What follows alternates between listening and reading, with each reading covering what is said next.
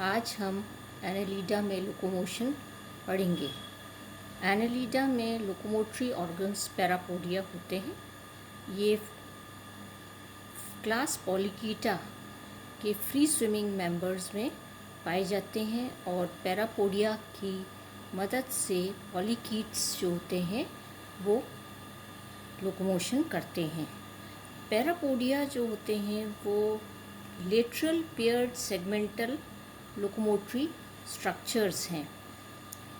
Nereis में जो locomotion है वो पैरापोडिया के द्वारा होता है और ये हर एक ट्रंक सेगमेंट में लिटरली एक पेयर पैरापोडिया पाया जाता है। पैरापोडिया एंटीरियर मोस्ट सेगमेंट जिसे हम पेरिस्टोमियम कहते हैं, पहला सेगमेंट, और लास्ट का सेगमेंट जो एनल सेगमेंट होता है उसमें एब्सेंट होता है। हर एक पैरापोडिया जो है वो एक फ्लैशी, फ्लैट, पैडल लाइक, चप्पू के आकार का मस्कुलर हॉलो स्ट्रक्चर होता है और इस पर ट्रंक इंटेग्यूमेंट या ट्रंक रीजन की धड़ की जो स्किन होती है या इंटेग्यूमेंट होती है उससे वो कवर्ड रहता है। टिपिकली हम देखें तो पैरापोडिया बायरेमस स्ट्रक्चर होता है, मतलब वो दो लोब्स में बटा हुआ होता है। एक लोब जो होता है जिसे हम कहते हैं डॉर्सल लोब, जो कि जिसको हम नोटोपोडियम भी कहते हैं। चित्र में आप देखें ये नोटोपोडियम भी हम कहते हैं। दो लोब्स में ये बटा हुआ है, ये डॉर्सल लोब है और दूसरा जो लोब होता है उसे हम वेंट्रल लोब कहते हैं या हम उसको न्यूरोपोडियम भी कहते हैं। दोनों ही लोब्स, डॉर्सल लोब और वेंट्रल लोब, आगे सब डिवाइडेड होते हैं लीफ लाइक स्ट्रक्चर में जिसे हम लिग्यूली कहते हैं। ये वाला ये लिग्यूली है, ये वाला और ये वाला, ये दो लिग्यूली हैं। ये नोटोपोडियम है, ये न्यूरोपोडियम है, ये नोटोपोडियल लिग्यूली है और ये न्यूरोपोडियल लिग्यूली है। तो यहाँ पर जो एक लिग्यूला जो होता है उसे हम कहते हैं सुपीरियर लिग्यूला और दूसरे जो लिग्यूला होते हैं उन्हें हम कहते हैं ये इन्फीरियर लिग्यूला। हर एक जो लोब होता है उसके बेस पर एक टैक्टाइल स्ट्रक्चर प्रेजेंट होता है, टैक्टाइल प्रोसेस प्रेजेंट होता है जिसे सिराई कहते हैं।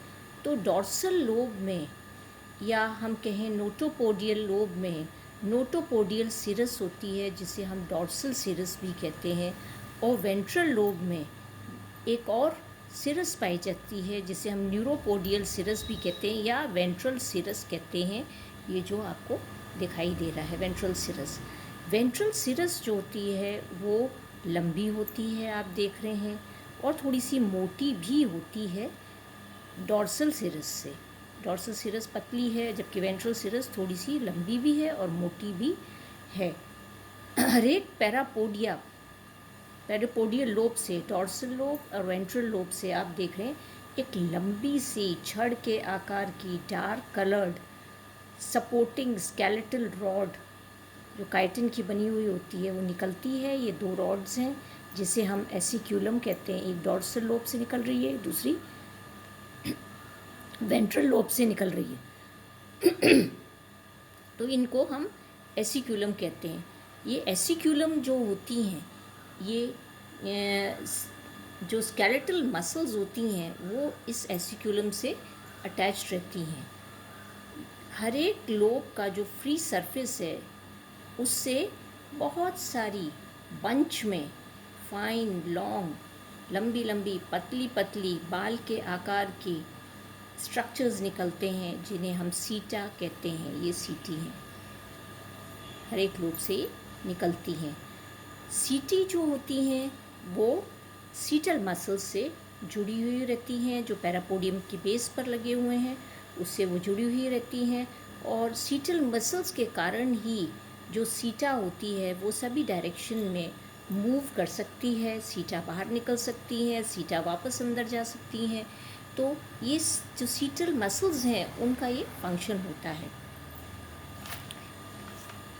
जो हर एक सीटा जो होती है वो सीटल सैक में या सेटिजरस सैक में रहती हैं और सेटिजरस सैक के बेस पर फॉर्मेटिव सेल्स पाए जाते हैं जिनसे ये सीटा बनती हैं।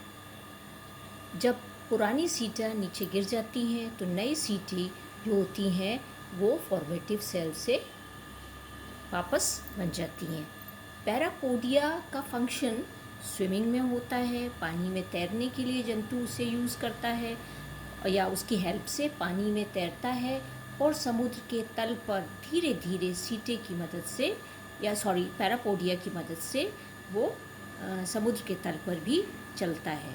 पैरापोडिया का जो साइज़ होता है वो मिडिल ट्रंक सेगमेंट्स जो होते हैं उनमें बड़ा होता है और धीरे धीरे आगे और पीछे की तरफ या आगे और पीछे के डायरेक्शन में बॉडी के ये सीटा पैरापोडिया जो होते हैं उनका साइज़ वो धीरे धीरे रिड्यूस होता चला जाता है।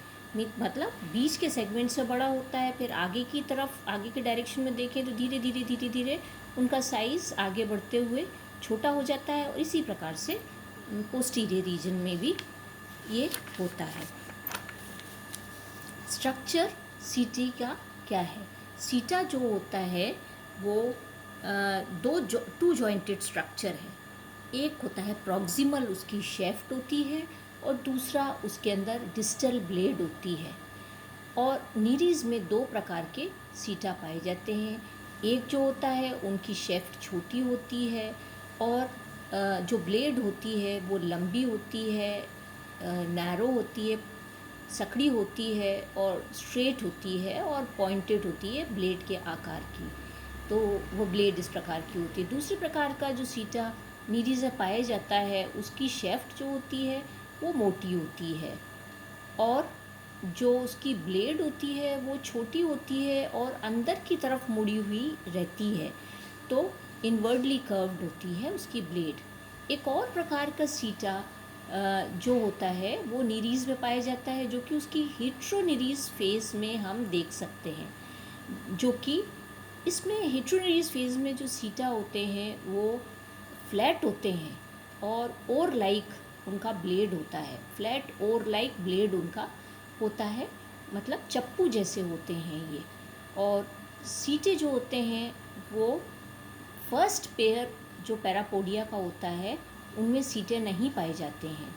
और सीटा जो होता है वो उसका कार्य जो होता है, उसका फंक्शन जो होता है वो एंकरिंग का होता है, क्योंकि नीरीज़ जो होता है वो स्लाइमी ट्यूब में रहता है, ट्यूब लाइक स्ट्रक्चर में ही रहते हैं और ट्यूब में स्लाइम होता है। स्लाइम मीन्स सिक्रीशन, चिपचिपा पदार्थ उसमें सिक्रीट होता रहता है।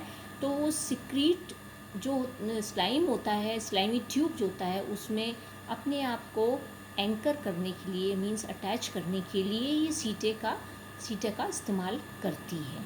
और ये आप देखें तो सीटा जो है क्योंकि पैरापोडिया में पाया जाता है तो रेंगने में भी ये लोकोमोशन में भी सीटे का फंक्शन है। तो यहाँ पर हमने आज स्ट्रक्चर पढ़ा है, पैरापोडिया का स्ट्रक्चर और सीटे का स्ट्रक्चर। आगे हम इसके अंदर पढ़ेंगे किस प्रकार से ये लोकोमोशन करता है या नीरीज़ जो होती है वो किस प्रकार से लोकोमोशन करती है।